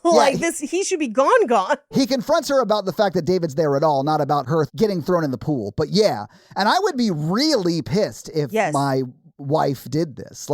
This is a person who attacked Reese's friend. He's a violent person. Yes. I don't want him in the home. Gross. Please don't do that again. I got why he was mad. Yes. And he's kissing Reese Witherspoon in the pool, in front of her dad. He is performatively doing it. Her dad's in the office and he's calling around. So he finds out that essentially, Marky Mark has been in the system his entire life, including some time in prison, which we will find out. Yeah. But after the age of 18, nobody knows what happened to him, which implies that he is definitely older than 18. He is. They say he's older than 18. Yeah, but we don't know how much. But like enough that it doesn't matter. Now it's statutory. I know. It's literally illegal. He would go to jail for at least 5 years and have a $10,000 fine. I looked it up. And at the time. I looked it up at the time. Yeah. Well, and it's also Marky Mark beat up Gary. That's assault. Right.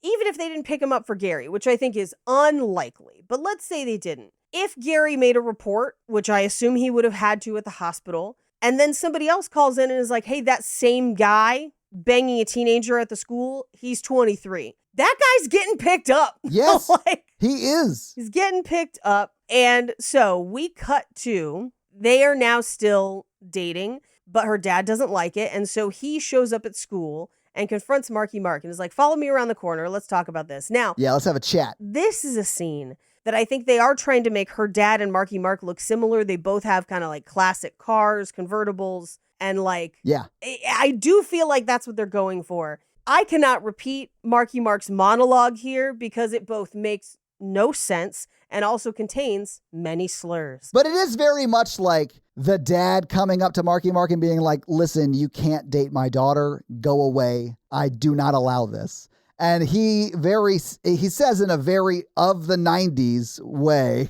of being like, oh, you're not like, you're kind of a tough guy or whatever. I'm impressed by you. Well done. I'll kill you if you get in between us, but I'm kind of glad that you did this. It makes me respect you more, although I don't give a shit, more or less. Yeah. And then the dad comes and pokes him in the chest a little bit. And it's like, stay away from my family, and then leaves. And then Marky Mark does, for the trailer of the movie, take his hand and beat his chest where the dad poked him to give him a bruise. Like the Spartans, just, oh. Yes. Yeah, it is very much like that. Yeah. But then, of course, Reese Witherspoon comes home and is like, Dad, you beat up my boyfriend. He was bruised all over. And here's my thing is like, her dad knows he didn't. He's like, well, I may be poked. I'm like, no, dude. Like, you didn't. Right. You would not leave a bruise on him like that. Right. From what he did. Right. Those pecs, no. No. Maybe on a Habsburg, but not on Marky Mark at the time. Right. Now, he then lets her go, and then David pulls up in the car, and the music sting here, pure horror. I laughed so hard. I know. Because it was just like, da-da! I know. I was like, really? And you're like, of course he's driving. Who else's car would she be getting into right now? Right? Thanks, Carter Burwell. Thanks for the Goofy movie.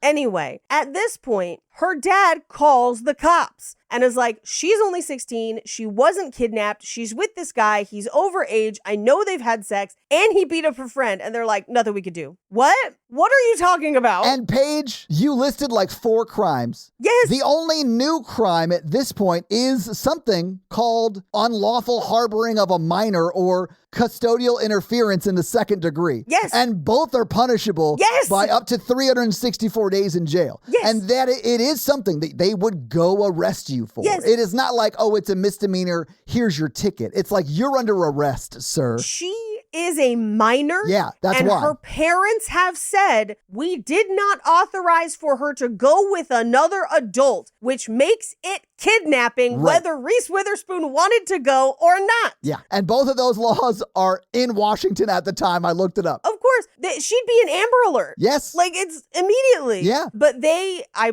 assume, have sex in the car. He kisses her face like he's eating it again. And he's like, come home with me. And she's like, no, I gotta go home. So he like drops her off at home, and then she second guesses and drives to his house. And this is where she sees through the window what is truly happening with Margot. And let's talk about it. Yeah. What drug do you think they're doing, Todd?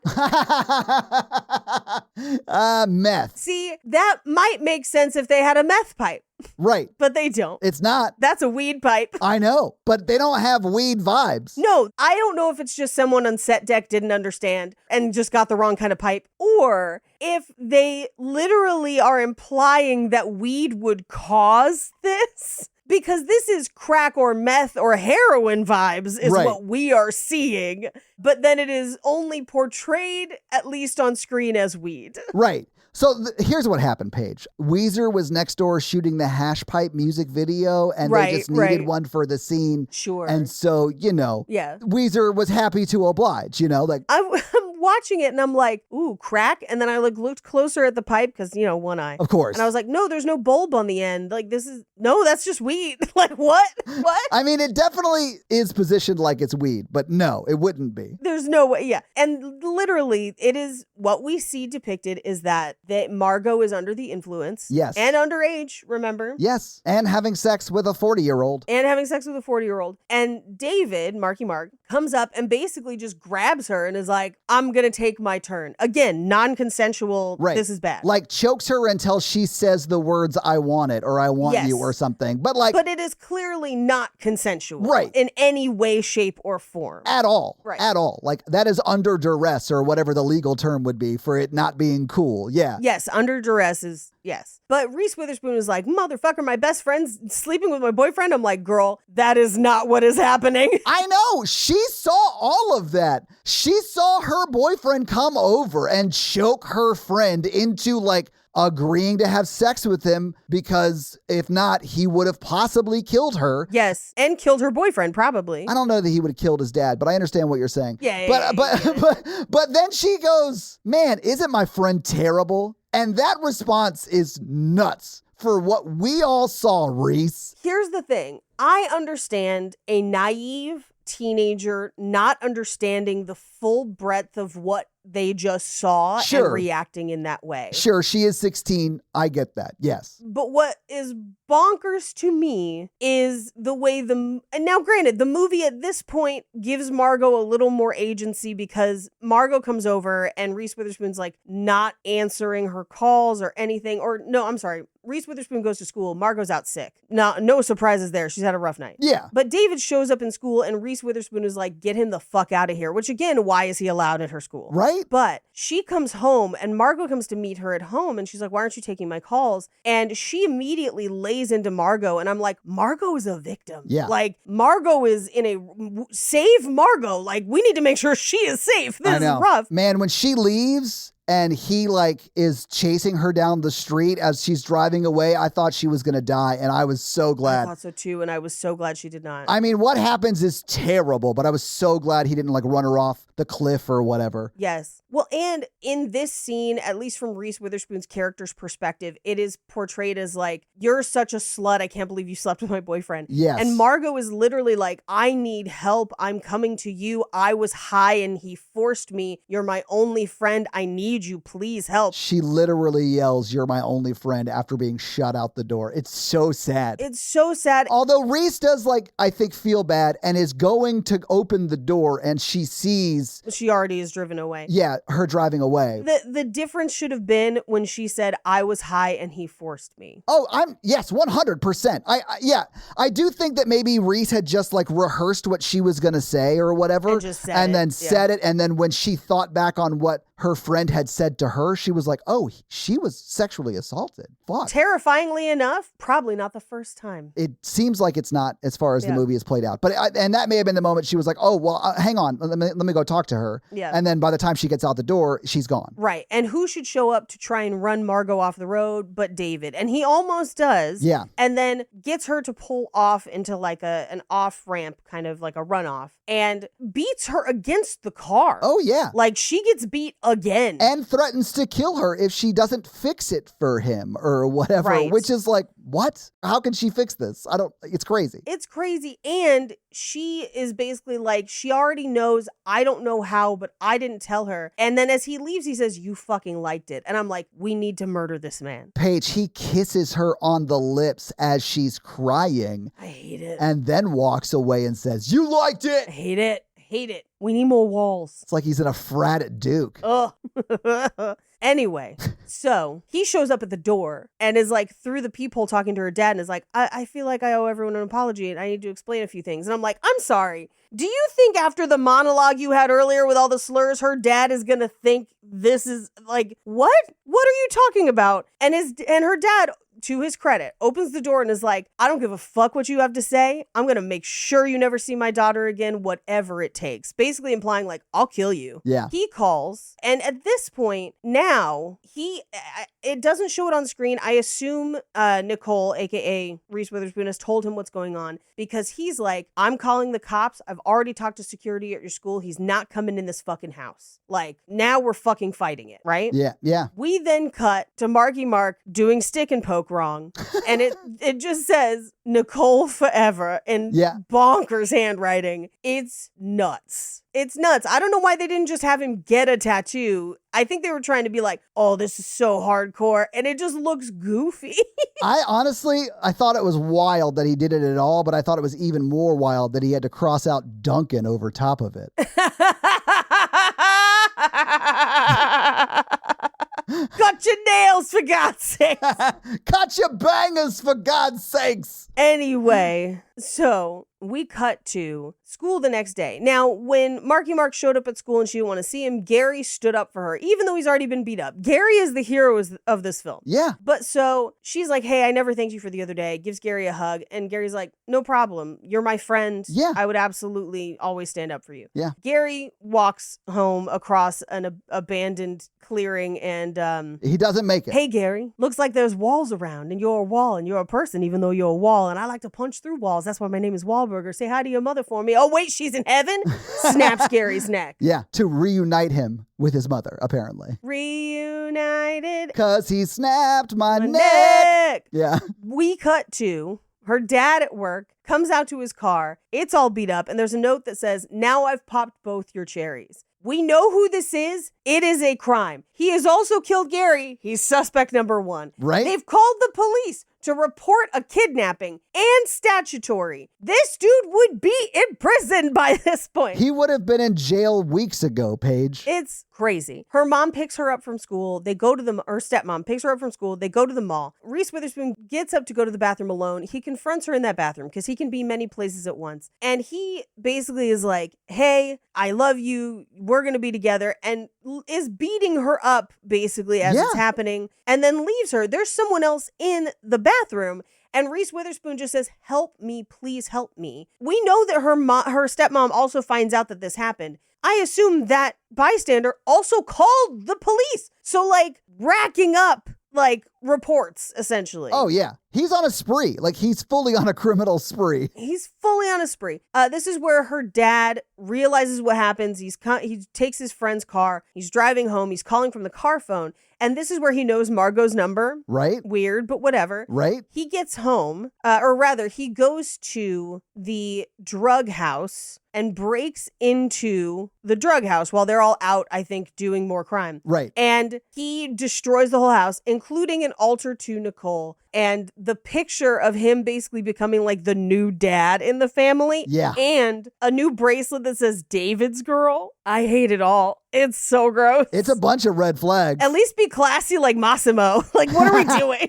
It's real troubling. But then they all arrive home after he's left to find all of their things ruined, including the pool cue that dude is like so sad about. He goes on an emotional journey. Yeah. Emotional journey. And David is like, I know who did this, but Nicole ain't part of this game. Eye for an eye. So then they take off towards Nicole's house. Meanwhile, Margot has already arrived there before, and she's like, Gary is dead, by the way. Pretty sure your boyfriend beat him to fucking death. Like, what the fuck? Meanwhile, her dad, Nicole's dad, is already on the phone with the police because this is the same day as the mall. And he's like, he assaulted my daughter at the mall. And the police are like, no, we can't do anything about it. Which again, what are you talking about? Worst cops ever. Worst cops ever. Multiple crimes. They're like, nah, we're good. Nah, we're good. But he's like, he definitely killed Gary. But here's what I have to say. Gary was assaulted. Gary's dead. The only way Margot would find out is if other people had found out, which means they've already been to the crime scene, which means that they should know that he's suspect number one. They should be in pursuit of him already. Yeah, they should. But he has free reign to home invade them. And this is when it begins, because they put the dog's head through the doggy door. So sad. So sad. Sorry, Kaiser. Sorry, Kaiser.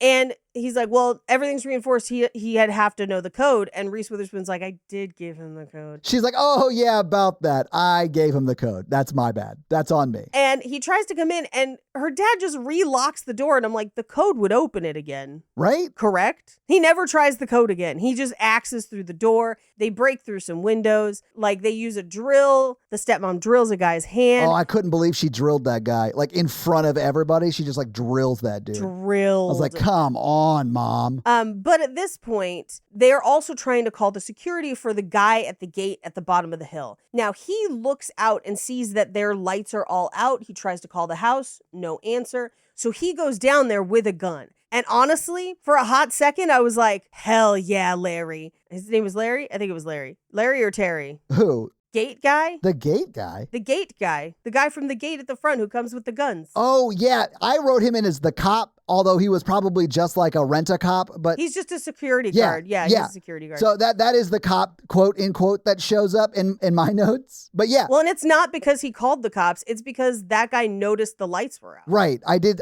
hear him say that. But he does have like double guns on him. He's got double guns. And I love that he was like dual wielding pistols and he had them trained on both the guys. And then eventually, I think it's the guy that the mom drilled. Yes. Comes over and shoots him. Yeah, from behind. Which, like, that's surprisingly good aim for a man who, much like someone who crossed Massimo, has a hole in his hand. Yeah, you cross Massimo, he's going to shoot your hands. And this guy still somehow fired a gun. If you don't listen to Romance of the Pod, you don't get the Massimo jokes. But yeah, it's a thing. It's a thing. But so at this point, they drag the dad back to the house. And they're like, we're going to shoot him if you don't let us inside. Yeah. Now, admittedly, I do think they are crazy enough to do that. I do think Marky Mark would do that. Marky Mark kills multiple people. Like, yes, he definitely is crazy enough to do that. I do think the mom is in a tough position. I get it. But I also think this. If she had said no and they killed him, they're just then going to come in the house and kill everybody else and take Reese, right? Yes. Yeah. So, like, does she make the wrong choice? Maybe. There isn't a right choice, though. There isn't a right choice here. No. So she lets them in. But meanwhile, Reese Witherspoon and Margot is unfortunately basically a diversion where she gets beat to shit while they send Tobias out to the car to use the car phone to call 911. And then Tobias just full on runs over one of the henchmen outside. I love that. Tobias is the only one until the very end that has the balls to kill one of these invaders. And he's 12. He's 12. But then his like the dead like blank face after he does it, I was like, I think we just created another David. Like, oh no. Maybe. Yeah, I don't know. But he does a heroic thing here though. Like, this is not a bad death. Yes. Well, it's bad for that guy because he died, I guess. But like, he deserved it. Right. Meanwhile, Margot's former boyfriend at this point, after beating Margot, walks in and he's attempting to assault Reese Witherspoon. Yes. Marky Mark comes in and shoots that guy point blank. I know. And I was like, God damn, he's going to add Parasite to the list. Oh, I know. That's what it's called when you kill your dad, by the way. When a son kills his dad, that's the joke, guys. Yes. Because that's his dad. It's the 40-year-old guy who was old enough to be his father. Dating Alyssa Milano. Yes. But he then goes to potentially shoot. He's going to try and shoot Nicole's dad, Steve. CSI, and he is threatening, and he could have shot him so many times in this like back and forth, but while they're arguing, the stepmom crawls up past Margot, frees Margot, and then they basically give the dad time to get loose. Well, they uncuff him. And you see like one of his cuffs is undone. Yeah. He still has the cuffs on his wrist, but his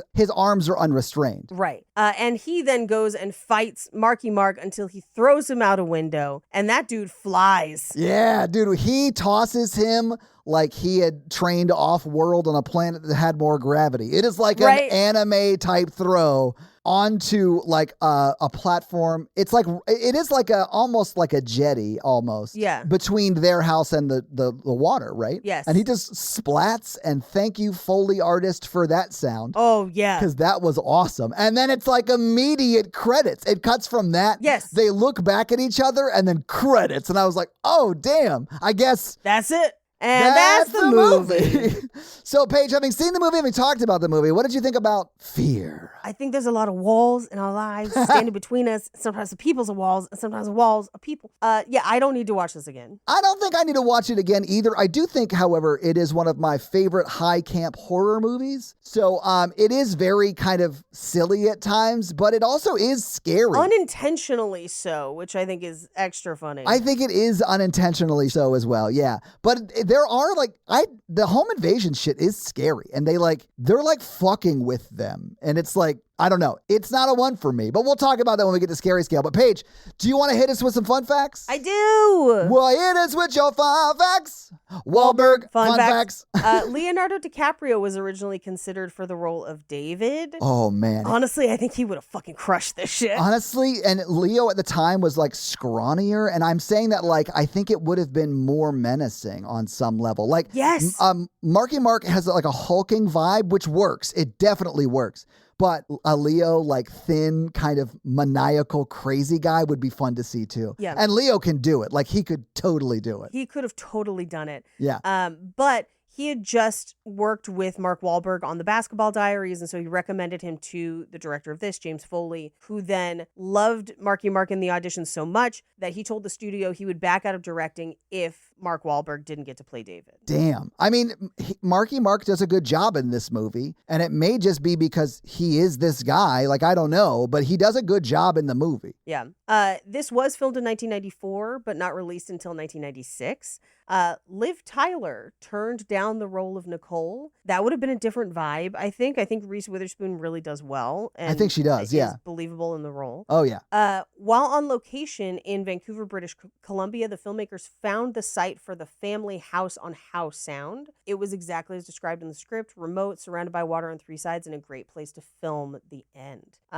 So the roller coaster featured in this movie is a real coaster. It's called The Coaster. It's one of the biggest attractions at Playland in Vancouver, British Columbia. Oh, I bet it is. While having lunch with Nicole in one scene, Gary references the infamous Twinkie defense, which suggested that city supervisor Dan White's junk food binge as the reason he murdered San Francisco Mayor George Moscone and fellow supervisor Harvey Milk in 1978. Of course, that was absolutely a hate crime. Had nothing to do with junk food, but... Oh my God, that's hilarious. He also, in the same scene, refers to the caning punishment of Michael Fay due to theft and vandalism charges in Singapore in 1994. I remember that. Yeah. I was a very young child, but I remember that being a thing. It was on the news and shit. Yes. Yeah. Which also, hey, don't go to a different country and vandalize and steal shit. Yeah. Don't do that. Absolutely. Is abuse okay? No, but also don't do that. Yeah. So while the story is set in Seattle, Washington, the filmmakers actually spent 3 days there to establish the city before moving on to filming most of the rest of the movie in Vancouver, British Columbia. Famously, The Room also did something similar, where they filmed all of the movie in LA on sound stages, and then they flew to San Francisco for 2 days for B-roll. Yeah. Brian Grazer, who was the co-producer on this movie, described it as fatal attraction for teens. I could kind of see that, although it's, the male character that's losing his mind and is very murderous. Here's what I will say, because we did Fatal Attraction on Romancing the Pod. Yes. Not long ago. No, it was recent. And there are very few things that Glenn Close does that break laws. She does things that are upsetting. She does things that should have been reported to more people. Yes. She does things that should have necessitated a different reaction, but very few of them are illegal until we get to the third act and things are really spinning out of control. Right. And even then, we noted that the police were ineffective in that movie as well, but they do show up at the end. Yeah. In this movie, they never show up. Not until Glenn Close cooks a bunny named Stu, but yeah. If you're a music nerd, this might be interesting. The song that plays during the roller coaster scene is Wild Horses, but it was... They play it a few times. They played a few times, and it's as performed by the band The Sundays. It's a cover of the Rolling Stones version. However, the Rolling Stones were not even the first band to perform that song. It was done earlier by the Flying Burrito Brothers. So if you're super into Stones lore, that's maybe interesting. Yeah. I mean, the Flying Burrito Band sounds awesome. I love burritos. Brian Grazer came up with the idea for this film while on a skiing trip with his daughter, and that upsets me greatly. Man, I hate everything about that sentence. Yep. But also, I do feel like the subject of that sentence could have written this movie, if that makes sense. Like, yeah, I get it. No, 100%. I get it. Here's the thing. It troubles me, but I also understand. Anyway, the 1993 draft of the screenplay was titled No Fear. And in that draft, Nicole's mother was seen in flashbacks and her name was given as Melissa Nichols, explaining the origin of Nicole's first name. It doesn't say, at least in fun facts that I could find, whether she died or not. But apparently she originally was a character in the first draft. Flashbacks, I think, would suggest that she dies. Fair enough. Because then there's no current scene. I guess they changed the name when they got that cease and desist from that famous No Fear t-shirt company back in the day. Exactly. And they're like, fine, we'll call it Affliction. No one would ever call a t-shirt brand Affliction. Oops. Prior to this movie, James Foley had directed Madonna's music videos Live to Tell, Papa Don't Preach, and True Blue. Okay. And admittedly, the cinematography of this movie is great. It looks great, yeah. I think that roller coaster scene, you can tell that it was by somebody who did music videos, and I don't mean that in a bad way. I mean it as a compliment. Yeah. It wasn't his first time capturing someone getting finger banged on a roller coaster. We get it, Paige. Yeah, we get it. It is very music video energy, I guess. Yeah. I'll end on this one because I think this is kind of fun. An alternate title considered for this movie after they decided to ditch No Fear was Improper Advances, partly to avoid confusion with the 6 other films, none of them connected to each other, that also have the same title. There's been an Improper Advances in 1917, 1946, 1954, 1965, 1988, and 1990. And those are your fun facts. Good God. That one of those was 6 years before this film. And when you said that there were 6 other films with that name, I was sure you were talking about the title Fear. No. Not Improper Advances, because I had never heard of any of them movies. Yep. Anyway, Paige, thank you for those fun facts. You're welcome. Let's talk a little bit about box office. So what do you think the production budget was for Fear in 1996? I think this probably cost about $9 million. Yeah, so Paige, the budget for this movie was actually $6.5 million. Oh, this looks good for $6 million. It does. Now, at the time, $6.5 million today, you know, it would technically be 13.3. Sure. If you're looking dollar to dollar between then and now. But that's still, it looks pretty good for $13 million, you know? Yeah. Anyway, the movie came out the weekend of April 12th, 1996. It was number 4 that weekend. It was beat by the number 1 movie, Primal Fear. Ooh, okay. Number 2 was James and the Giant Peach. Number 3 was The Birdcage, which we've also done on Romancing the Pod. Love. Number 4 was Fear, obviously, and 5 was A Thin Blue Line Between Love and Hate. So, Paige, what do you think Fear brought in its opening weekend? Ooh, I think this probably brought in about $4 million. It brought in $6.3 million. Okay, in fact, good for them. it was pretty close to The Birdcage that was at $6.7 million. So it was almost third that weekend. Oh, La Caja Fo. I know. The Birdcage is great, though. Anyway, so the movie was, again, it was 4th in its opening weekend. It was 5th in its next weekend out.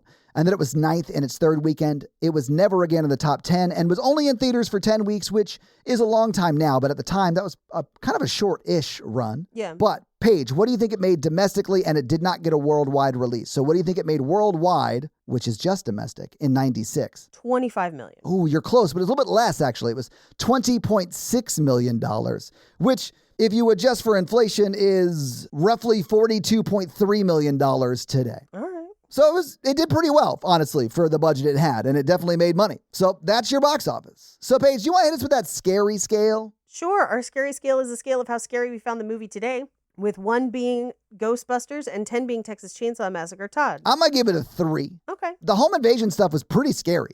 And I really did believe he would kill anybody, except for Reese. I thought she was, quote, safe from the home invasion part of the evening. I definitely think he would have killed her later, though, honestly. I think I'm going to give this a 1 for me. That's fair. Home invasion horror doesn't scare me all that much. I know this was something that Mikey really did not like, home invasion horror. That was something that scared him quite a bit. Me, not so much. But yeah, that's your scary scale. So, Paige, this week you made us watch Fear. What are you going to make us watch as we continue our Summer of Love month, where we do movies that involve horror and love? We stumbled upon this as an option after we picked Fear.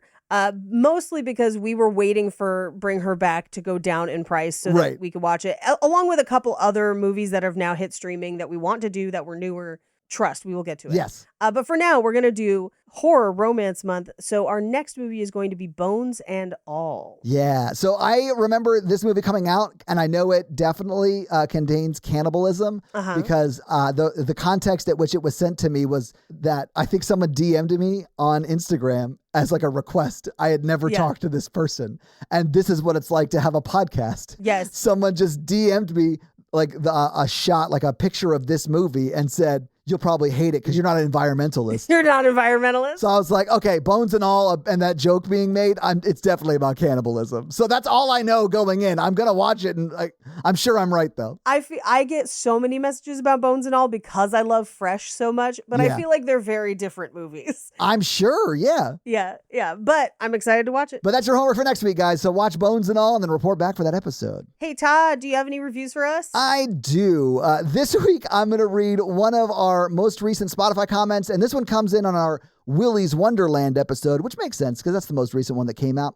And this one is from what looks like a phone number, so I'm not going to read it. But they say, quote, "It's a good movie for a bad movie," end quote, Todd. Okay, all right, I'll accept that. Which apparently, I don't know if I said that verbatim, but like that is the vibe I was like giving off the entire episode. So it's a good movie for a bad movie. Yeah, 100% agree with your paraphrased version of my review of that movie. Sure. Person whose name I do not know, but number I do. But if you want to have me read your 5-star Apple review or Spotify comment, leave us one of those things and I'll do just that. So guys, if you like this show but want to hear Paige and I talk about romantic comedies or just regular romantic movies, check out our other podcast. Some might call it a sister podcast called Romancing the Pod, where we do just that weekly. It's a lot like this show, but for romance and romantic comedies because Paige doesn't like them. So we make her watch them, just like you guys make me watch horror over here. But if you want to follow me, I am at Todd J. Awesome on all the social media. Paige is at Rampage Wesley on Instagram? Yes, and TikTok. And just Paige Wesley on Twitter, because you got that before some CEO lady and she wanted it, but you wouldn't give it back, and I respect you for that. Refuse. Also, Paige Suck it, other Paige Wesley. Paige is also on another podcast. It's great. You should check it out. It's called Cult Podcast with Armando Torres, who is a wonderful person. And guys, we got a P.O. box. So if you want to send us some love letters or whatever you might send to a P.O. box, it's actually not a P.O. box. It's like a regular street address. It's pretty awesome. It's 6688 Nolensville Road, number 108-34, Brentwood, Tennessee 37027. So send us some stuff. And if you want to support this show, go to Patreon at patreon.com/horrorvirgin, where there are a lot of great levels and a lot of great things. We do the Patreon shout outs at the beginning of every episode. We do listener requests, stuff like that, bonus episodes. So you'll be getting all of that content, plus episodes a day early with no ads, and who doesn't love that? So sign up for the Patreon and get a lot of great stuff. And that's going to be it for us, you guys. I'm Paige. And I'm your horror virgin, Todd. Keep it oogie spooky. Yeah, have an amazing week, guys. Bye! I don't want to come back down from this coaster.